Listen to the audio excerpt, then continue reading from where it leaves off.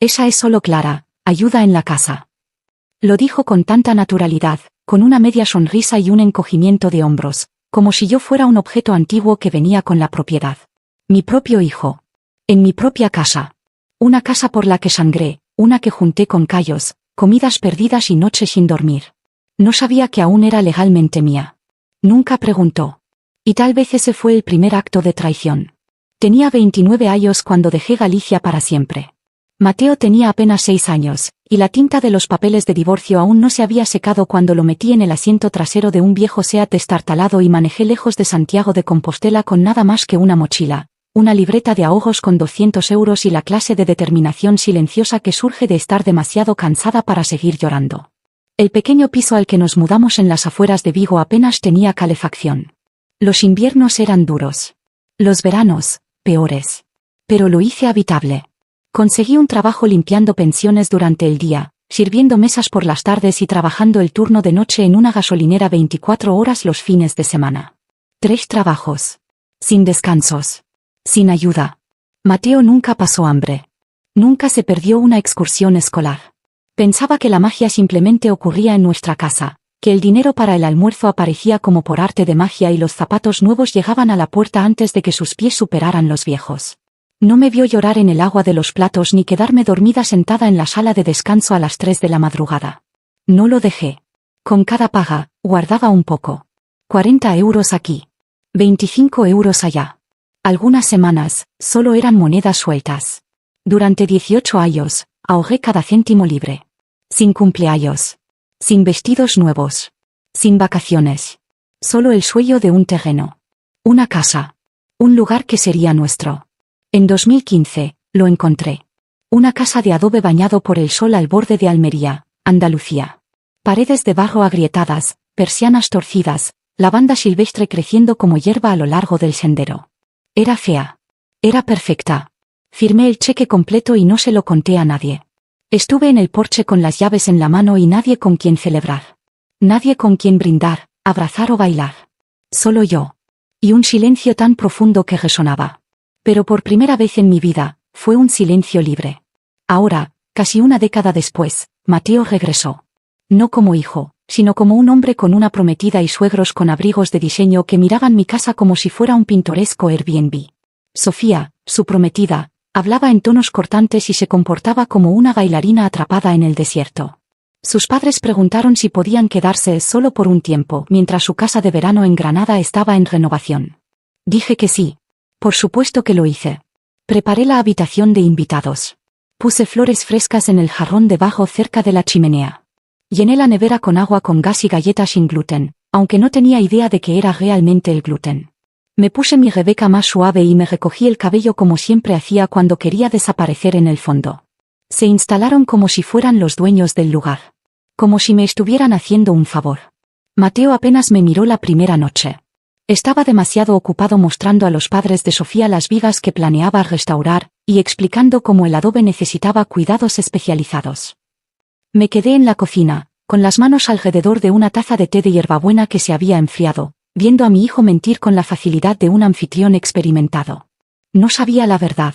Todavía no. Pero eso es lo que tiene el silencio. Guarda todo su poder, hasta el momento en que se rompe. Comenzó con la alfombra. La tejida por artesanos locales que compré de segunda mano en un mercado en la carretera de Mojácar. Mateo la enrolló una mañana mientras yo estaba afuera cuidando las macetas de romero y la reemplazó con una monstruosidad beige pálido que Sofía eligió en línea. Dijo que hacía que la habitación se sintiera más luminosa. No dije nada, aunque el sol siempre caía perfectamente por las ventanas del salón al mediodía, derramando oro sobre esa vieja alfombra como si perteneciera allí. Luego fue el sofá, desplazado 6 centímetros a la izquierda para maximizar el flujo. Después, los libros. Mis libros. Sacados de la estantería central para hacer espacio para los jarrones de cerámica de Sofía y una cita enmarcada que decía, solo buenas vibras. La miré durante mucho tiempo, preguntándome si el duelo, el agotamiento y el resentimiento silencioso contaban como mala energía. Llevaban aquí solo una semana, pero la casa había comenzado a sentirse como un hotel en el que no era bienvenida. Sofía empezó a llamarme Clara. Nadie me había llamado Clara, ni siquiera cuando era niña. Siempre fue Clara, suave pero fuerte, El nombre que mi abuela susurraba mientras pasaba los dedos por mi cabello. Pero para Sofía, era Clara, el alegre accesorio de la casa que aparecía con toallas limpias y leche de almendras. Dejaba vasos manchados de pintalabios en la encimera. Tomó mi receta de guiso de ternera y le añadió cúrcuma. Dijo que así sabía menos plano. Sonreí, asentí, aunque lo único plano era su tono. Mateo se reía de todo. Lo veía sentado en el brazo del sofá como si perteneciera allí, como si hubiera construido este lugar con sus propios huesos. Le dijo al padre de Sofía que planeaba preservar los principios de diseño de mi difunto padre, como si Julián hubiera colocado un solo ladrillo en esta casa. Como si no hubiera firmado cada cheque. Pintado cada pared. Arrancado maleza hasta que mis nudillos se agrietaron. Y entonces lo escuché. Estaba pasando por el pasillo de invitados, con una cesta de ropa en la mano, cuando la madre de Sofía, Pilar, creo, bajó la voz. Es muy amable de tu parte mantenerla por aquí, dijo, suavemente. Quiero decir, parece inofensiva. Mateo se rió. Ha estado aquí desde siempre. Conoce el lugar como la palma de su mano. No la corrigió. No dijo soy su hijo. No dijo esta es su casa. Solo dejó que la mentira goteara en el aire como miel sobre azulejos. Lenta. Pegajosa. Permanente. Regresé a la cocina y puse la cesta de ropa abajo. El fregadero ya estaba lleno otra vez. 2 vasos, un cuenco con avena incrustada. Abrí el grifo. El agua tibia corrió sobre mis manos mientras comenzaba a fregar uno de los vasos. Enjuagar. Secar. Colocar. Luego me di cuenta de que lo había vuelto a tomar. Lavé el mismo vaso 2 veces. Miré el vaso impecable en mi mano. Mi reflejo era débil en la superficie, distorsionado, borroso, como si ya no perteneciera aquí. No en esta versión de la casa.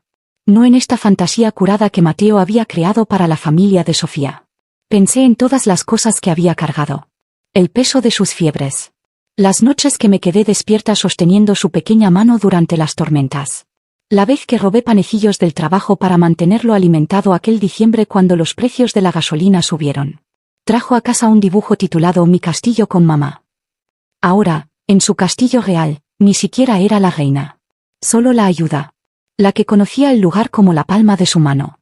Y lentamente, dolorosamente, esa mano estaba aprendiendo a cegarse en un puño. El brunch fue idea de Mateo. Un encuentro vecinal, lo llamó, como si fuera algún tipo de pilar de la comunidad en lugar de un invitado que no había pagado un céntimo por el tejado sobre su cabeza.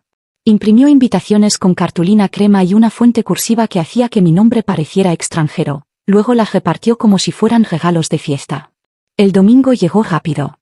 Me levanté temprano, amasando masa con las muñecas doloridas y sazonando el rabo de toro justo como debía. Organicé las sillas bajo el olivo del patio trasero, puse los platos buenos, pulí la plata que Mateo ni siquiera sabía que teníamos. Al mediodía, el patio se llenó de risas suaves y el tintineo de copas de cava.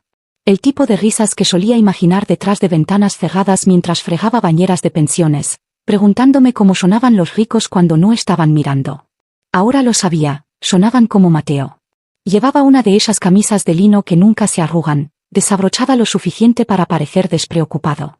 Sofía estaba a su lado, sonriendo de esa manera que no llegaba a sus ojos. Flotaban entre los invitados, saludando a las personas por su nombre.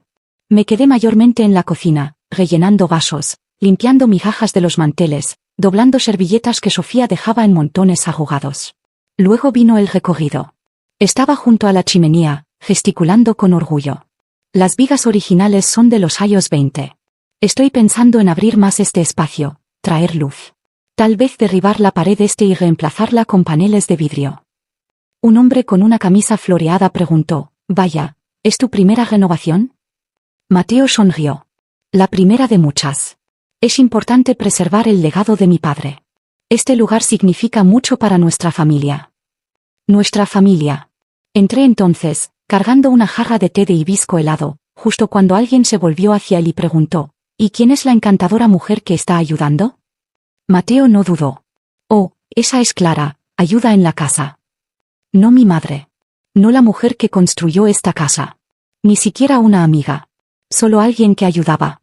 La palabra aterrizó como una piedra en mi pecho. Ayuda. Como si fuera parte del personal. Un accesorio. Un pilar de soporte sin rostro sosteniendo la fantasía. Nadie notó la pausa en mi paso. Nadie vio la forma en que agarré el asa de la jarra un segundo más de lo necesario. Sonreí, asentí y volví a la cocina. Allí, detrás de la puerta batiente, me apoyé en la encimera y exhalé. Podría haberme llamado cualquier cosa. Una pariente. Una mentora. La mujer que se desgarró las manos para asegurarse de que tuviera una vida mejor que la mía. Pero no lo hizo. Y lo peor era que le salió demasiado fácil, como si ya fuera la versión de mí que él creía. Lo crié para que hablara con orgullo. Él aprendió a bogar en silencio. Y ahora, incluso mi nombre estaba desapareciendo de la historia. Esa noche, después del brunch y de lavar los últimos vasos de vino, me senté sola en el estudio con el cajón abierto de par en par. Los papeles dentro olían ligeramente a lavanda y polvo, mi vida doblada en tinta legal y firmas desvaídas. Revisé las carpetas de Manila hasta que la encontré. La escritura. Papel pesado, grabado, con los bordes ligeramente curvados por el tiempo. Y allí, cerca de la parte inferior en letras grandes, Clara Ruth Martínez, única propietaria. Pasé el pulgar por las letras. Nunca había preguntado bajo el nombre de quién estaba la casa. Solo asumió que se había convertido en suya, como los hombres como él heredan legados que no ganaron. Pero nunca transferí el título. No era ingenua, había visto a demasiadas mujeres perder todo lo que construyeron en nombre del amor o la obligación. ¿Esta casa? ¿Este santuario de tonos terrosos con paredes agrietadas y alma? Era mía. A la mañana siguiente, llamé a Silvia, mi abogada en Granada. Era astuta, de cabello plateado, y una vez me había dicho, si te importa, ponlo por escrito.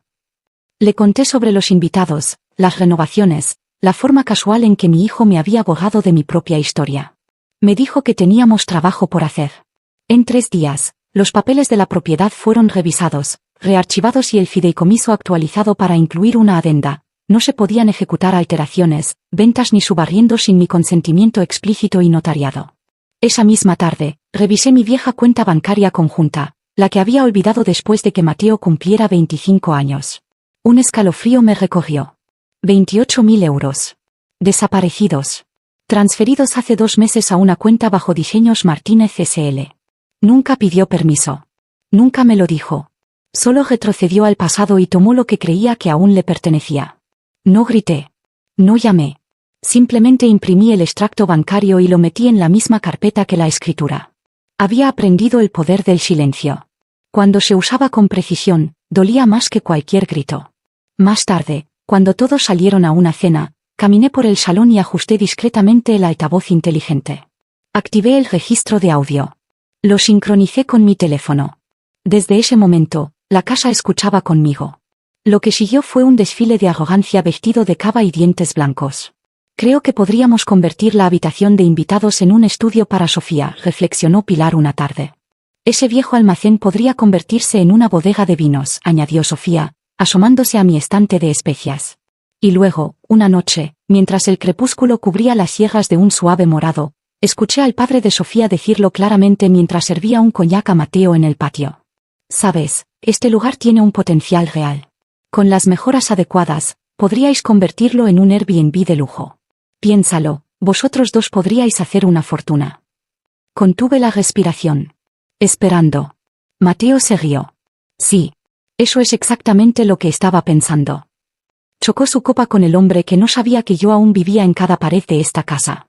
Olvidó que la escritura tenía mi nombre. ¿Pero la casa? La casa recordaba cada sacrificio que había hecho. El sol de la mañana se derramaba sobre el jardín de baldosas de barro como oro caído del cielo. Los arbustos de lavanda temblaban con la brisa, y la sierra más allá de la línea de la propiedad se sonrojaba en tonos rosas y óxidos. Era el tipo de mañana con la que la gente sueña cuando dice que quiere escapar al desierto. Preparé el brunch con cuidado, servilletas prensadas a mano dobladas en formas de flores de lavanda, un mantel cosido por mi propia madre, y jarras de barro llenas de té de hibisco helado y agua de limón, con condensación ya formándose en los lados. Había empanadillas frescas envueltas en hojas de maíz, bollos de pimientos verdes aún calientes del horno, y rebanadas de torrijas empapadas en miel apiladas como torres suaves. La familia de Sofía llegó alrededor de las 10:30, con sombreros para el sol y tonos pastel suaves, como si hubieran salido de un catálogo. Mateo llevaba una camisa azul pálido, con las mangas enrolladas lo suficiente para mostrar antebrazos bronceados por un privilegio heredado. Le sonreía como el orgulloso curador del legado de alguien más. Gracias a todos por venir, comenzó, de pie a la cabecera de la mesa, con una copa de cava en la mano. Esta casa ha sido parte de mi familia durante generaciones. Y ahora, con Sofía, esperamos honrar su legado, construir sobre él y crear algo verdaderamente especial aquí en Almería. Me quedé detrás de él, colocando silenciosamente un cuenco fresco de salsa en la mesa. Nadie me miró. Mateo continuó: estamos agradecidos de tenerlos a todos aquí, y no podemos esperar por lo que viene después. Me aclaré la garganta. El sonido cortó limpiamente el tintineo de las copas y la conversación ociosa. Sofía levantó la vista, desconcertada. Mateo se giró, su sonrisa vacilante. Me gustaría decir unas palabras, dije, colocando una carpeta de cuero junto al jarrón de flores en el centro de la mesa. Abrió la boca, probablemente para detenerme, pero ya estaba desdoblando los papeles, la escritura original, el fideicomiso actualizado, los documentos notariados que afirmaban la propiedad única, y, en la parte superior, 3 copias nítidas de notificaciones de desalojo formales. ¿Qué es esto?, preguntó la madre de Sofía, parpadeando. Presioné reproducir en la pequeña grabadora de voz que tenía en la mano. La voz de Mateo se derramó, casual y venenosa. Es un peso muerto. Esta casa está desperdiciada en ella. Un silencio agudo cayó. Pilar, la madre de Sofía, se atragantó con su cava, tosiendo en su servilleta. Sofía miró a Mateo, el color desapareciendo de su rostro. Lo miré directamente a los ojos. Mi voz tranquila. Inquebrantable. Tienen 72 horas para desalojar esta propiedad, dije, deslizando las notificaciones por la mesa como si fueran cartas de juego. Y no te preocupes, Mateo. Te ayudaré a empacar, igual que te ayudé a sobrevivir, pagar la escuela y construir la vida que ahora usas para fingir que no existo. Su boca se abrió, pero no salió ningún sonido. Recogí mi carpeta, alisé el mantel y me giré hacia la cocina. El sol de Andalucía seguía brillando. Las empanadillas seguían calientes. Y por primera vez en mucho, mucho tiempo. Yo también lo estaba. Mateo me siguió adentro esa tarde, tropezando con disculpas que parecían grava suelta, demasiado poco, demasiado tarde, y afiladas al pisarlas. Mamá, no quise decir eso, dijo, con la voz quebrándose mientras estaba en la puerta de la cocina, aún vestido con lino de brunch y vergüenza. Solo, no quería que me juzgaran. No entiendes la presión, los padres de Sofía, ellos esperan. Entiendo bastante, dije, todavía de espaldas mientras enjuagaba los últimos vasos. Lo que dijiste no fue un accidente. Fue una elección. Suspiró, acercándose más. No tenías que humillarme. Me giré entonces, lentamente, con la toalla en la mano, el rostro ilegible. No, dije. Eso lo hiciste tú mismo. Lo intentó de nuevo, más suave. No tenías que hacerlo público. No lo hice, respondí. Lo hice legal. Ese silencio lo detuvo más de lo que cualquier grito podría haberlo hecho. Se hundió en una de las sillas de la cocina, con los hombros caídos como un niño que acaba de darse cuenta de que nadie vendría a rescatarlo. No entiendes lo que esto me hará. Puse la toalla abajo, finalmente encontrando sus ojos. Te di todo, dije, con voz baja pero firme. Tú les diste una mentira. Y en el proceso, me enterraste bajo ella. No tuvo respuesta. En una semana, Sofía empacó sus cosas. La vi arrastrando 2 maletas doradas por el camino sin siquiera un adiós. Su madre la siguió un día después, mirándome desde la ventana de un SUV negro como si la hubiera ofendido personalmente al negarme a seguir siendo pequeña. Mateo se quedó unos días más, callado y con los ojos rojos, pero cuando llegó la fecha límite, también se fue. Cambié las cerraduras esa misma tarde. 3 días después, un periódico doblado apareció en mi puerta. El Faro de Almería. Portada. La criada que era dueña de la casa. La historia estaba debajo de una foto en tono sepia de mi casa de adobe, la luz del sol bañando sus paredes agrietadas en desafío. La reportera, una joven que recordaba vagamente del mercado, había escrito sobre el sacrificio generacional, la invisibilidad del trabajo materno y el coraje que tomó reclamar espacio en un mundo que pedía a mujeres como yo que permanecieran pequeñas. En el mercado de agricultores la semana siguiente, una mujer tocó mi brazo suavemente y dijo: «Tú eres ella, ¿verdad? ¿La del artículo?» Asentí. «Bien por ti», susurró. Ya era hora de que alguien como nosotras tuviera la última palabra. La noticia corrió rápido en pueblos como este. Los susurros se convirtieron en asentimientos, los asentimientos en reconocimiento. No fama. Algo más profundo. Una leyenda silenciosa. Regresé a casa esa noche, me paré en el umbral de mi jardín y respiré el aroma de la albahaca y la tierra seca. Sin gritos. Sin discursos. Solo silencio, servido frío, afilado y final. Del tipo que sabe a justicia. Pasó un año, y la casa floreció como si hubiera estado esperando a que alguien dejara de disculparse por su fuerza. Las paredes de adobe habían sido repintadas de un rojo arcilla cálido, besadas por el sol del desierto. Las flores silvestres se desbordaban de las jardineras bajo las ventanas, caléndulas, linaza azul, amapolas del desierto, alcanzando el cielo como si finalmente creyeran que pertenecían aquí. Las campanas de viento en el porche cantaban suavemente, afinadas para la paz en lugar de la tensión. Dentro, las habitaciones estaban más silenciosas, pero nunca vacías. Cada miércoles, un pequeño grupo de mujeres se reunía en mi patio trasero, madres con manos callosas y ojos cansados, cargando bebés en las caderas y dolor en la espalda. Mujeres que habían escuchado "nunca lo lograrás" demasiadas veces y aún así aparecían. Les enseñé cómo plantar cosas, cómo mantenerlas vivas, cómo hacer que el suelo devolviera cuando el mundo tomaba demasiado. Lo llamamos el proyecto Mesa del Jardín. Traían macetas agrietadas y bolsas de supermercado llenas de semillas. Nos arrodillábamos en la tierra juntas, hablábamos en susurros sobre fechas de juicios y contratos rotos, y reíamos más de lo que podrías pensar. Había poder en nombrar hierbas. En ver algo pequeño brotar. Una tarde, mientras tomábamos un descanso bajo la sombra del olivo, una madre joven llamada Serena se limpió el sudor de la frente y miró la casa. ¿Vives aquí sola?, preguntó, su tono ligero, pero sus ojos serios. Miré las paredes de adobe. Las enredaderas crecían constantemente a lo largo de la puerta lateral. La puerta de madera que había restaurado con mis propias manos. La pequeña huella de Mateo que una vez dejó cerca del cobertizo trasero, aún visible si la luz la golpeaba justo. Sonreí. Sola, dije. No. Vivo con cada versión de mí que construyó este lugar. Ella asintió lentamente, como si entendiera más de lo que quise decir.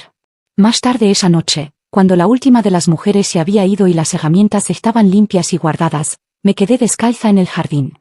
La tierra aún estaba tibia bajo mis dedos. En algún lugar de la casa, una tetera comenzó a silbar. El viento se levantó lo suficiente para mover las campanas y revolver la lavanda. Pensé en Mateo. No había sabido de él en meses. No lo extrañaba.